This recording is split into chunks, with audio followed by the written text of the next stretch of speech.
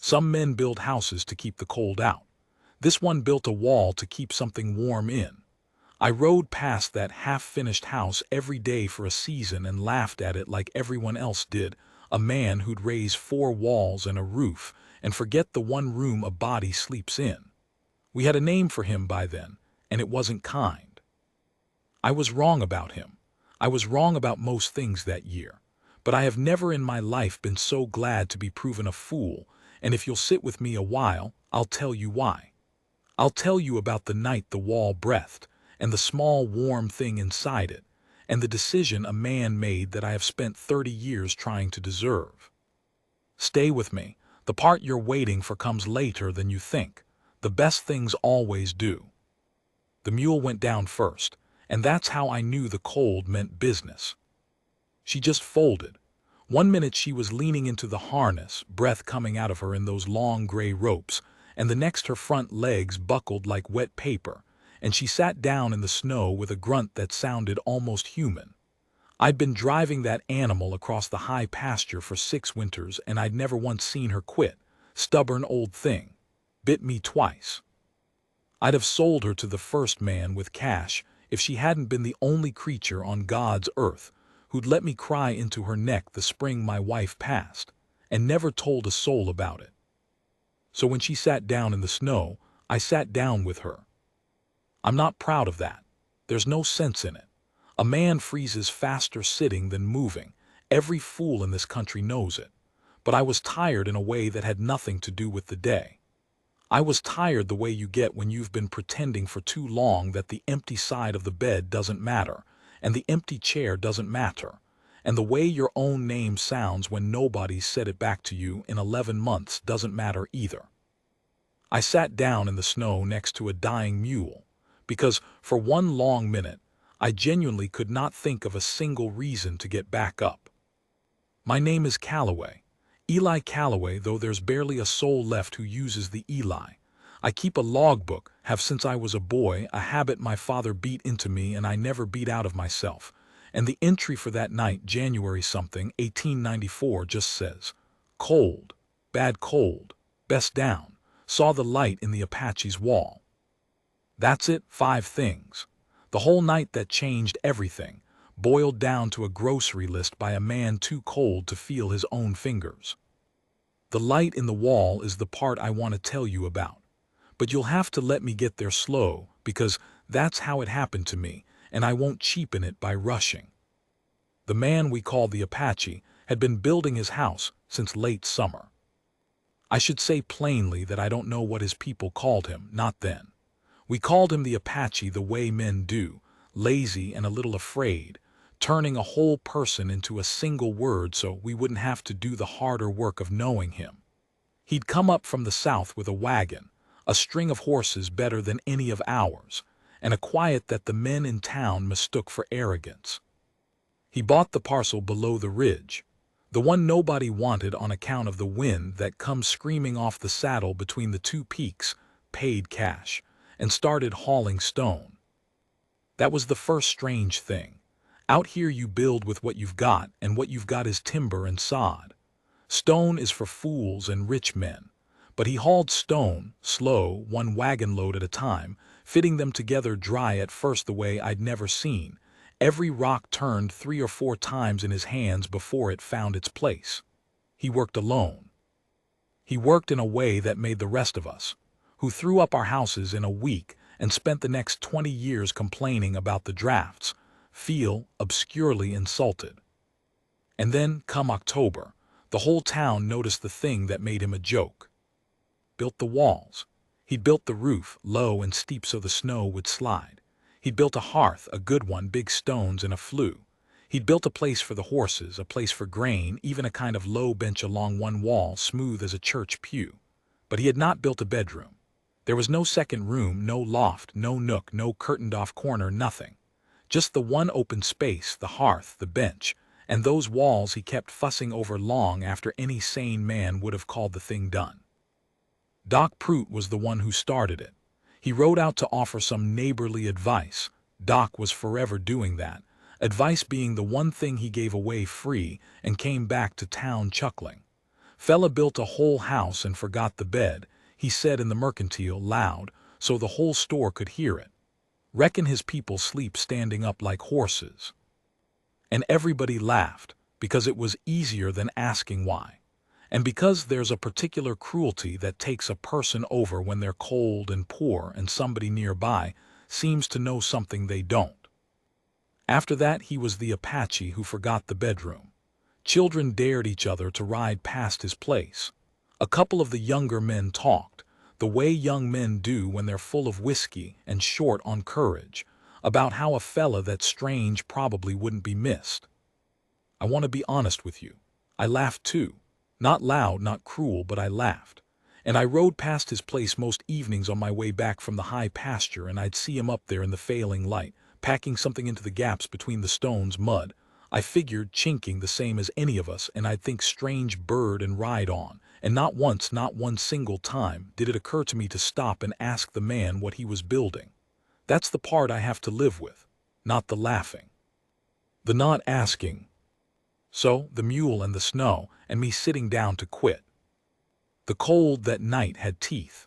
It wasn't the wet, clinging cold of the lowlands. It was the dry, splitting cold of the high country, the kind that comes down out of a clear sky with all the stars looking on like they don't care, because they don't. My beard had frozen to my collar. I'd stopped being able to feel the place where my fingers met the reins. And there's a thing that happens to a man in that kind of cold, a quiet thing, where the shivering stops and a warmth comes over you that is the most dangerous warmth in the world, because it's your body lying to you, telling you it's all right to rest now, telling you the snow is a blanket. I felt that warmth come over me, sitting next to Bess, and I remember thinking clear as anything, calm as Sunday, well, all right then. This is how it goes, not so bad. And I thought about Mary, my wife, and how if there was anything after this I'd see her, and how if there wasn't at least I'd stop missing her. I closed my eyes. And then Bess, who I'd given up on, who I'd as good as buried in my mind, hauled herself up out of the snow with a roar of effort I felt in my own chest, and she bit me. Hard. On the shoulder through 3 layers of wool. It hurt like fire, and it was the most beautiful thing that animal ever did for me, because the pain was sharp and real and it cut clean through the lying warmth, and I came back to myself gasping, furious, alive. She'd seen the light before I had, that's my belief, animals see things. There up the slope, maybe 400 yards through the blowing snow, a light, low and golden and steady, coming near as I could tell from the wall of the Apache's house. Not the window, not the door, the wall. I have tried in the years since to describe that walk up the slope to people who weren't there, and I always fail, so I'll just tell you the parts I'm sure of. I'm sure I left Bess. God forgive me, I left her because I couldn't get her to move and I couldn't carry her, and a man's first loyalty in that cold is to his own blood pumping, and I hated myself with every step, and I took every step anyway. I told her I'd come back. I think I said it out loud. I think she watched me go. I'm sure the wind tried to turn me around. It came across that saddle between the peaks exactly the way the locals warned it would, a solid moving wall of it, and twice it knocked me flat, and twice I got up because Bess's teeth were still burning in my shoulder, and the burning meant I wasn't done. And I'm sure that when I finally fell against the man's door, too frozen to knock, just falling, my whole weight against the wood, the door opened before I hit the ground, like he'd been standing there waiting, like he'd known I was coming up that slope the whole time. Maybe he had a way of knowing things. The inside of that house hit me like a wave. Heat, real, soaking, animal heat, the kind that gets into the marrow, and the smell of wood smoke and something cooking, fat and herbs, and under it all a clean mineral smell I couldn't place, the smell of warm stone, though I didn't understand that yet. He got me to the bench, the smooth one along the wall. He didn't say much. He worked at my boots, my coat, the frozen wool, his hands fast and certain, and when he peeled the glove off my right hand he made a small sound, not a word, just a breath at the color of my fingers, and he was up and back with a bowl of water that wasn't hot, that was barely warm, and he put my hand in it and held it there with both of his. And only later did I understand that hot water would have been the worst thing, that he knew that. That he knew a great many things about cold, and the bodies it tries to take. While he worked, I looked around the house I'd laughed at. It was true what they'd said. There was no bedroom. One room, the hearth, the bench, the place for the horses behind a low wall, sacks of grain, a few good blankets folded with a neatness that spoke of a person who'd had to make do in small spaces and had learned to love order in them. A house for a man with nothing to his name but the will to survive a winter. But the wall. The light I'd seen was coming from the long wall, the one that backed up against the hearth. And as the feeling crawled back into my hands and the worst of the shaking eased, I started to understand that the wall was not a wall the way I knew walls. It was thick, far too thick, near 3 feet of it, and it was warm. Not warm like a wall near a fire is warm. Warm all the way through, warm like a living thing, warm in a way that made the rest of the room feel like a porch by comparison. And low down in that wall, maybe 2 feet off the floor, there was an opening. A long, low opening, framed in smooth-fitted stone, with a sort of door of woven reeds and hide that stood half ajar, and from inside the wall came the golden light, and a heat that rolled out across the floor like water finding low ground. I stared at it. My frozen brain worked at it slow. "You built your fire inside the wall," I said. My voice came out cracked and stupid. He glanced at the opening, then back at my hand. "Not the fire," he said. His English was careful, deliberate, the English of a man who'd learned it the hard way and respected it. "The fire is in the hearth. The wall keeps what the fire makes." I didn't understand. He saw I didn't understand. And here is the thing about that man that I have carried with me for 30 years. He did not make me feel stupid for it. He could have. God knows half the town would have, the way Doc Prout made him feel stupid for building it. Instead, he just kept working my hand in the warm water, and he explained it the way you'd explain it to a child you loved. The hearth, he said, didn't only heat the room. He'd built it so the smoke and the heat ran sideways, through channels in the stone, through the whole thick belly of that wall before it ever found the flue and went up. The stone drank the heat all day and all night and gave it back slow, hours after the fire burned low. The wall was a body that held warmth the way the desert floor holds the day's sun long after dark. His people, he said, or people like them, people of the dry South Country, had known the trick of it for longer than there'd been a town to laugh at him. And the opening, the low warm mouth in the wall with its golden light. That, he said, was the bed. I've thought 1,000 times about how I felt in that moment, and the honest answer is ashamed, and I didn't even fully know why yet. He helped me up. I could stand by then, swaying, and he held back the woven door so I could see inside. It was a nook, a sleeping nook, hollowed right into the thick warm wall, lined with smooth stone and packed earth and laid over with hides and a wool blanket old enough to have crossed half a continent, long enough for a man to lie full out, high enough to sit up in. And it was warm, Lord. It was warm in there the way a held breath is warm, the way a hand is warm, because the heat of the wall surrounded it on every side, above and below and behind, so that a body lying in that nook would be wrapped in the day's fire long into the freezing night, with no flame to tend and no smoke to choke on and no cold creeping up through the floor to find your bones. It was the warmest, safest, most thought-out little place I have ever seen a human being make with his hands, and he'd built the entire house around it.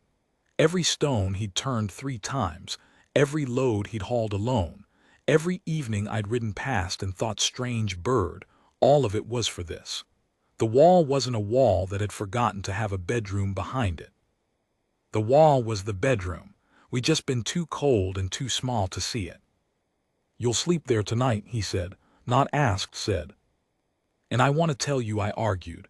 I want to tell you I had the grace to refuse a stranger's bed, but I didn't, because I was a frozen, broken thing, and that nook was the only warmth in 400 miles, and I climbed into it, and the heat closed over me like water over a stone, and I felt my body stop fighting for the first time in 11 months. I felt it let go. And I lay there in another man's bed in the wall everyone laughed at, and I cried quiet so he wouldn't hear, though I think he heard, and I didn't even know which thing I was crying about. The cold, Mary, Bess in the snow, the 11 months, the fact that a man I'd laughed at had just saved my life and put me in his own bed and gone to sit on the cold bench himself without a word about it. All of it, none of it.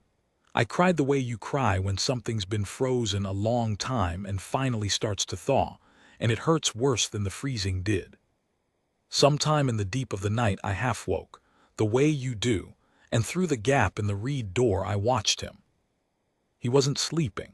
He sat by the low fire, feeding it small and careful, and he was working at something in his lap by the light of it, a piece of wood, a knife, slow, patient strokes.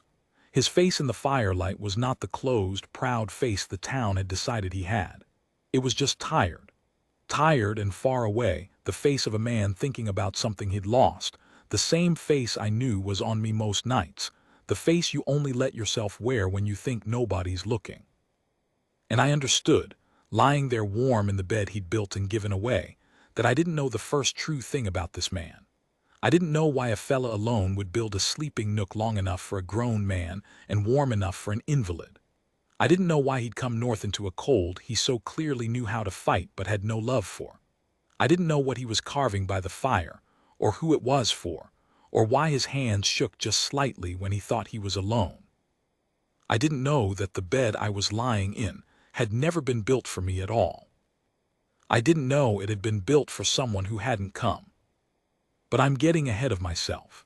That's the part I learned the next day, and the day after, in the storm that pinned us both inside those walls for the better part of a week.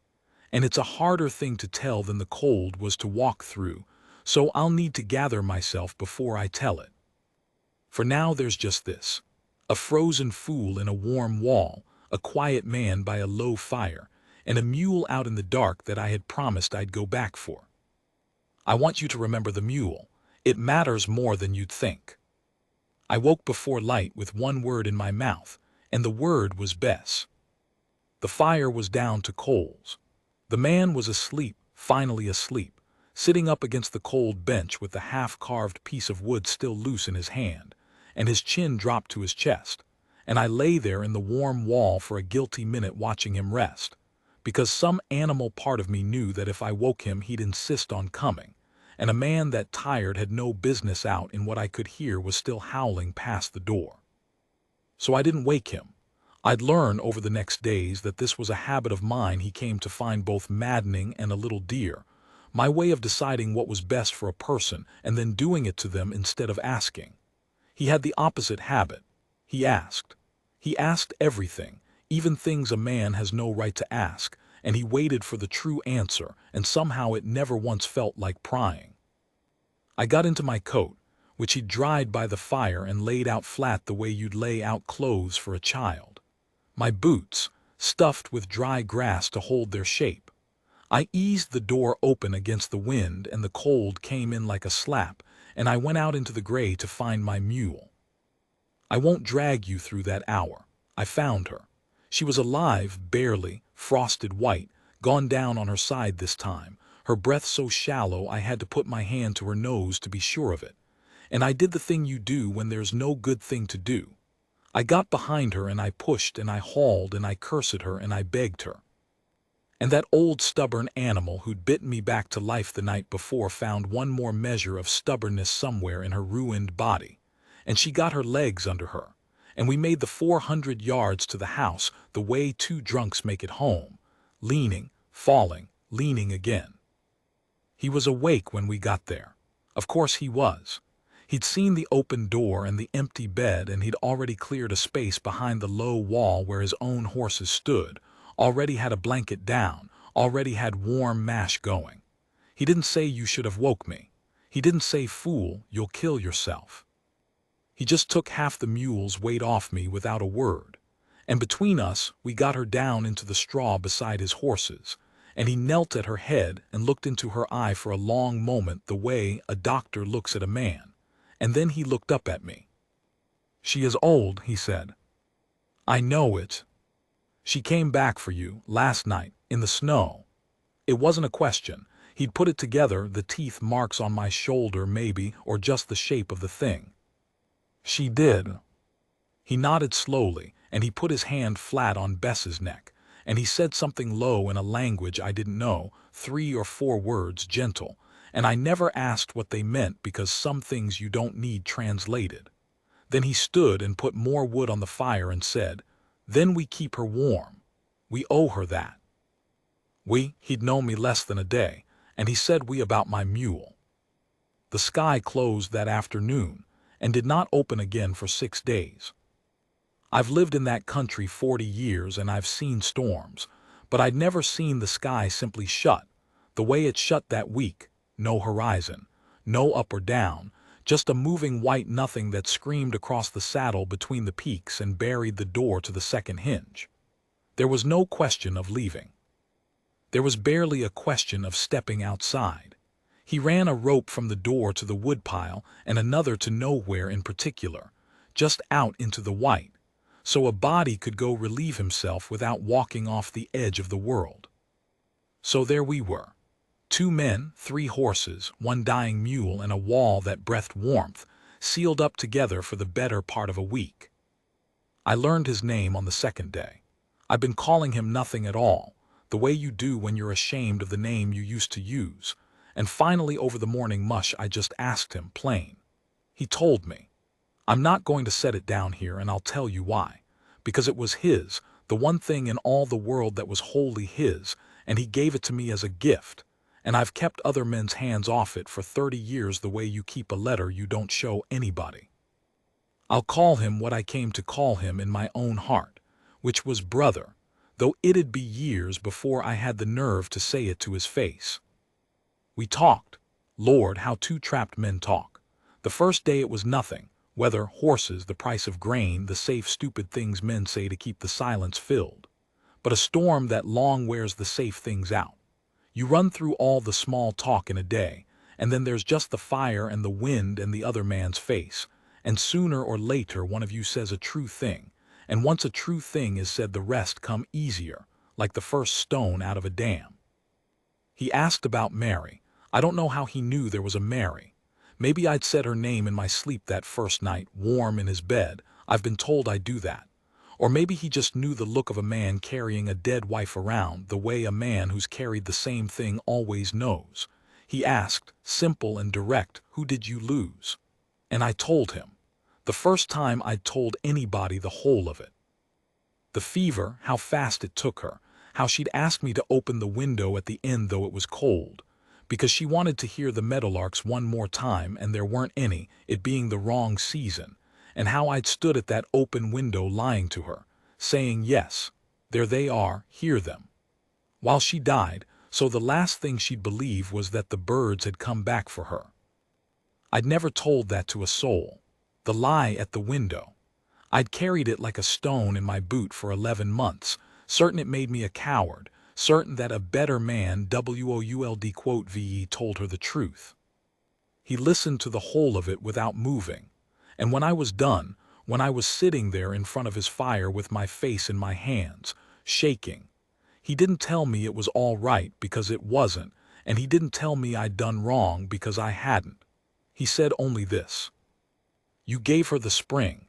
There was no spring to give, so you made one and you gave it to her anyway." He was quiet a moment. "That is not a lie. That is the kindest thing I have heard one person do for another.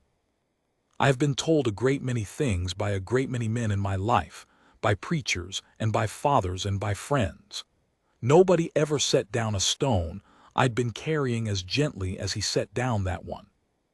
It was the 4th day before he told me about the bed. He'd been carving the whole time. That was his habit through the long hours, the knife, the small piece of wood, the slow patient strokes by firelight. And on the 4th day I finally saw what it was. A bird. A little wooden bird, wings folded, head tucked, the way they sit on a branch in the cold. He carved it the way he laid stone, turning it, never satisfied, taking off curls of wood so thin they were near transparent. I asked him who it was for, expecting nothing, expecting no one, expecting the way a lonely man whittles to keep his hands from his thoughts. He set the knife down. He looked at the low, warm mouth of the sleeping Nook for a long moment. The bed I'd slept in, the bed he'd given me without hesitation, the bed I now slept in every night while he took the cold bench and pretended he preferred it. "For my daughter," he said. And then, slow, in pieces, over the rest of that night and into the next day, he told me the thing I had no way of guessing, the thing that turned everything I thought I'd understood about that house inside out. Her name I'll keep too. She was 11. She had been born with a weakness in the chest, not the consumption, something older and quieter, a thing that had been with her since her first breath, that made the cold air a knife in her lungs and the thin air of high places a slow strangling. In the warm, dry South where they'd lived she'd done well enough. She ran. She laughed. She had, he said, and here his voice did a thing voices do, a way of laughing that made strangers stop in the road. But the South had stopped being a place his people could stay. I'll not lay out all of it, the soldiers and the moving again, the long, ugly history that this country would rather not look at straight. He told it to me plain and without bitterness, which was harder to hear than bitterness would quote ve been. The short of it was this: they were pushed north, made to go. North into the cold that was poison to his daughter's chest, the one journey in all the world she could not survive, and there was no choosing otherwise, no staying, no going back. So he made a plan, the only plan a desperate father could make.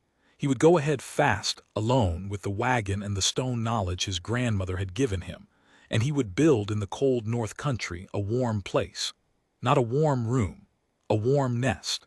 A bed inside a wall that drank the fire all day and breathed it back all night, where the air would stay soft and warm and easy on a failing chest, where his girl could lie through the killing winters wrapped in summer and live. He'd build it before the cold came. He'd build it perfect. He'd turn every stone 3 times, and his wife would follow with the children, slow, careful, timed so they'd arrive after the nest was finished and the first hard freeze had passed. That's why there was no bedroom. That's why the wall was the bedroom. That's why a solitary man had built a sleeping nook long enough for a body to grow into and warm enough for an invalid and lined it with the softest hides he owned. The whole house was a lung he'd built for his daughter. Every laugh in town, every fella forgot the bed, every dare the children rode out to take, all of it aimed, without one of us knowing, at the most desperate act of love I have ever encountered. He finished the nest in October. He sent word south that it was ready. The word that came back in November, carried by a man on a broken horse, was that the fever had gone through the camps on the trail. The same kind of fever, near enough, that took my Mary. It had taken his wife, it had taken his youngest, and it had taken the girl with the laugh that stopped strangers in the road, taken her 3 weeks before she'd have reached the warm wall her father built her with his own hands, turning every stone 3 times so the cold could never find her. She never came. She never saw it. She died in the cold he'd spent half a year trying to outrun on her behalf, while the warm nest stood finished and empty and perfect, waiting in the north for a child already gone. I didn't say anything for a long time. There wasn't anything. I'd learned that much from him already, that the worst stones can't be lifted, only sat beside. So I sat beside it. We sat together by the fire, 2 men who'd both stood at a window lying to the dying, 2 men who'd both built a spring for someone who didn't live to see it, and the wind screamed across the saddle, and the wall breathed its quiet warmth, and behind the low wall my old mule who'd come back for me out of the snow shifted and sighed in her sleep. After a while I said the only true thing I had. "You slept on the bench," I said, "every night. You gave me her bed and you slept on the cold bench and you never said one word." He turned the little wooden bird over in his hands. "It was built to keep something warm," he said. "It was built for that. It should not stand empty doing nothing while a man freezes in it." He looked at me then straight, the firelight in his eyes. You needed it more than the cold needed to win. That is all. And I understood, finally, the thing I'd been too small to see from the start, that the man we'd laughed at for forgetting to build a place to sleep had built the warmest bed in the territory out of pure love, lost the child it was for. And then, when a stranger who'd never once stopped to ask his name fell frozen against his door, opened that bed without a breath of hesitation and gave it away to keep me alive. I have spent 30 years trying to understand a generosity like that. I haven't managed it. I've only managed to be marked by it. The storm broke on the 7th morning. I remember the silence woke me, that ringing nothing after a week of wind, so loud in its quiet that it felt like a hand on the shoulder. We dug out the door. The world outside was white and blinding and brand new, the peaks sharp against a sky so blue it hurt, and the cold had finally gone clean and still. We stood in the doorway, the two of us, blinking at it. And then I heard him make a sound I'd not heard from him before, a small broken sound. I followed his eyes down to the straw behind the low wall. Bess had not made it through the last night. My mule, old, stubborn, twice a biter, the only creature on earth I'd cried into the neck of, had died warm in the straw in the house of the man who'd called her we. She'd come back for me out of the snow, used the last of herself to do it, and she'd spent her final days in the only warmth for 400 miles, and she'd gone quiet in her sleep with the fire still breathing in the wall. I knelt down in the straw beside her and I put my hand on her cold neck where I'd put it so many times, and for the second time that week I wept in another man's house, and he let me, and he did not say it was all right, because it wasn't. But there was a thing still to come, a choice he was about to lay in front of me, out there in the blinding new snow, that I have turned over in my mind every day since, the morally heavy thing, the thing that decided what the rest of both our lives would be. I'll tell you what he asked me, and I'll tell you what I answered, but not yet. Let me sit beside Bess a while longer first. She earned that much. We buried Bess on the 8th day, in the only patch of ground soft enough to take her, the lee of the woodpile, where the heat off the wall had kept the frost from biting deep. It took us most of the morning. He worked the far end of the grave without being asked, the way he did everything, and when we'd laid the last of the snow back over her, he stood a moment with his hat off, and so I took mine off too, and we stood there bareheaded in the cold over a dead mule like she'd been a person, because to me she had been near enough. Then he said, looking out at the white blaze of the valley below us, "I am leaving." I thought I'd misheard, leaving. This place. He turned the words over slow, the way he turned the stones. I built it for one thing. The one thing is gone. I have slept in that house since November beside a bed that was made for my daughter, waiting empty, and every night it asks me where she is, and every night I have no answer. His jaw worked. A man cannot live inside a question that has no answer. I will go south, maybe to nothing, but south. I understood it. God help me. I understood it down to the floor of my own chest. I'd thought about leaving my own place 100 times for the same reason, because Mary was in every board of it, in the worn place on the threshold and the nail she'd hung her bonnet on, and some mornings the house wasn't a home at all. It was just a box full of a dead woman's gone. "Where will you sleep?" I said stupidly. "On the trail in the cold." A small thing crossed his face that might once have been a smile. "I know the cold," he said. "It is the warm I don't know what to do with any more." And then he laid the heavy thing in front of me. He did it the way he did everything, plain, direct, no dressing on it, looking me in the eye. "I want you to have the house," he said. I started to refuse. I had a house, I had no right. The words were already coming. He held up a hand, gentle, and stopped them. "Not for you to live in." He looked back at the wall, at the low, warm mouth of the nest with its soft golden dark. "That bed was built to keep a child alive through a winter that would have killed her. It will never do that now. The one it was for is gone." He was quiet a moment, and the next thing came harder, dragged up from somewhere deep. "But it can still do the thing it was built for." Somewhere in this valley there is another child the cold is trying to take. There is always such a child. Find that child. Put them in the wall. Let it keep one of them warm, the way it was meant to, even if it could not keep mine. I stood there with the cold burning in my throat, and I could not speak. Because here was the thing he was handing me, and he handed it without a shred of bitterness, which made it heavier than any bitterness could have. The town had mocked him. The town had dared its children to ride past his strangeness and had let its young men talk, drunk and ugly, about how a man like him wouldn't be missed. The town had taken his name and ground it down to the Apache who forgot the bedroom. And he was leaving that town the one warm thing he owned, the bed he'd built for his own dead daughter, and asking me to give it to one of their children. To save one of theirs in the nest meant for one of his. You'd give it to them, I said when I could, after everything they... I am not giving it to them, he said sharp, the only sharp thing he ever said to me. Then softer, I am giving it to a child who is cold. A child does not own the cruelty of the people around it. A child is only cold. He looked at me steady. Can you do this thing or not? I need to know before I go. I cannot ride south carrying the picture of that bed standing empty again. Once was enough to break me. I will not carry it twice. I said yes. Of course I said yes. There was nothing else a person could say and still call himself a person. He left 2 mornings later when the trail down the saddle had set hard enough to carry the wagon. He gave me one thing to remember him by, and it wasn't the house. The house I came to think of as never mine, only held, the way you hold a thing in trust.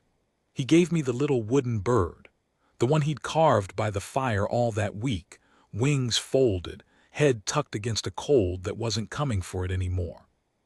He put it in my hand and closed my fingers over it, and he didn't say it was for the daughter and I didn't ask, because I knew, and some things you don't make a man say out loud. I watched the wagon down the slope until the white swallowed it. I have never seen him again. I have looked for his name in every list of the living and the dead this country keeps for 40 years, and I have never found it, and I have decided that this is its own kind of answer, and I have stopped looking mostly. Then I went and found the child. It didn't take long. He was right, there's always such a child.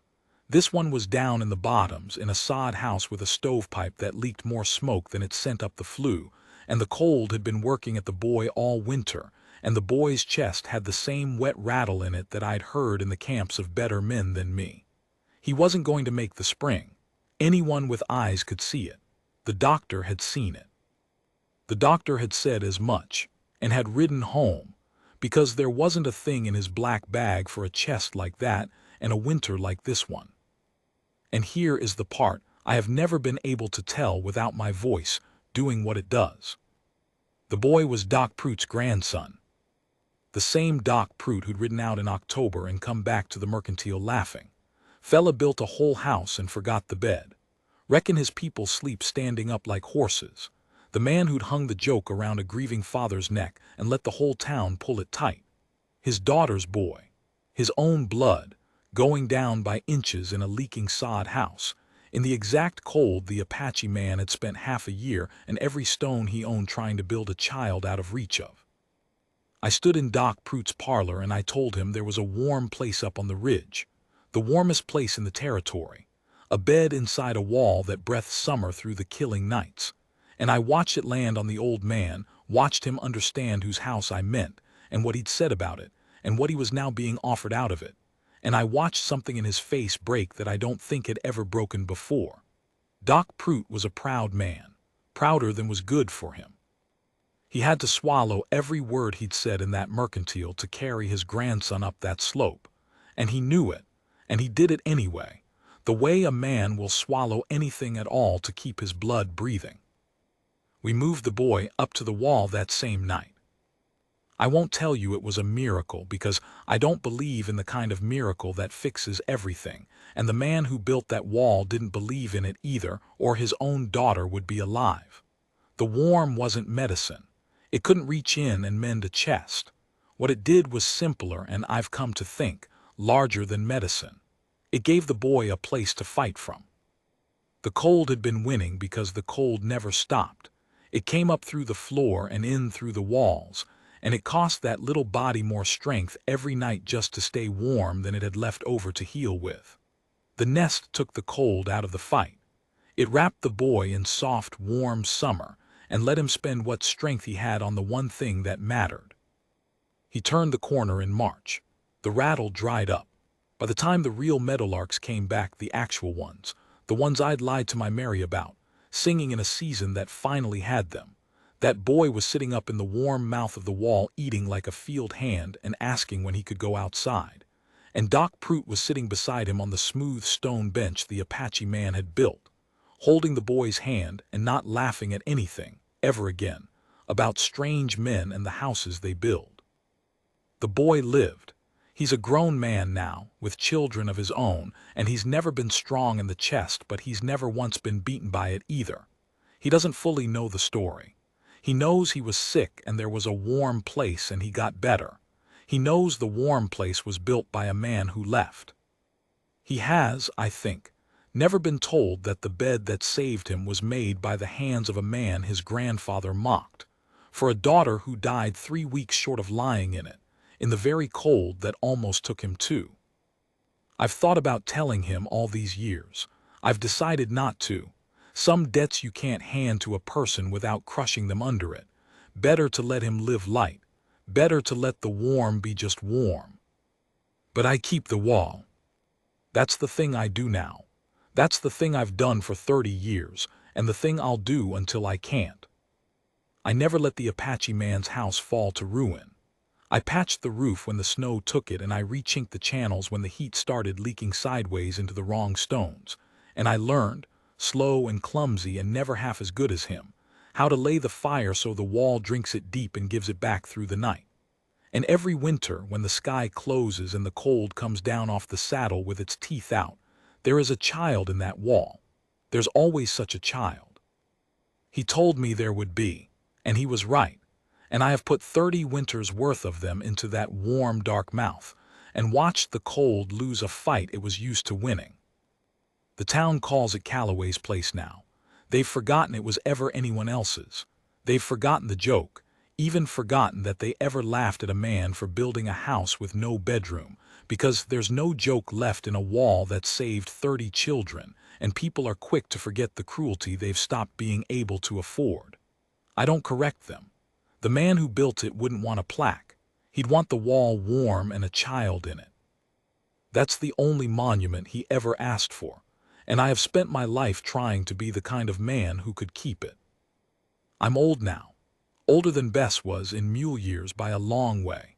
My hands shake the way his shook by the fire that week, and some nights I sit by that hearth feeding it small and careful the way I watched him do, and I take out the little wooden bird, wings folded, head tucked, and I turn it over the way he turned his stones, and I think about a man who lost everything the cold could take and answered it not with hate but with a wall built to keep the next child warm. I lied to a dying woman about birds at a window. I've made my peace with that mostly, because a better man than me once told me it wasn't a lie. It was a spring I made and gave away. He'd know. He built a whole house to be a spring for one child, and when she didn't live to lie in it, he gave the spring to the children of the men who'd mocked him, and rode south into a cold he hated to get away from a warmth that had nothing left to do but hurt him. I don't know if he's living. I'd guess not.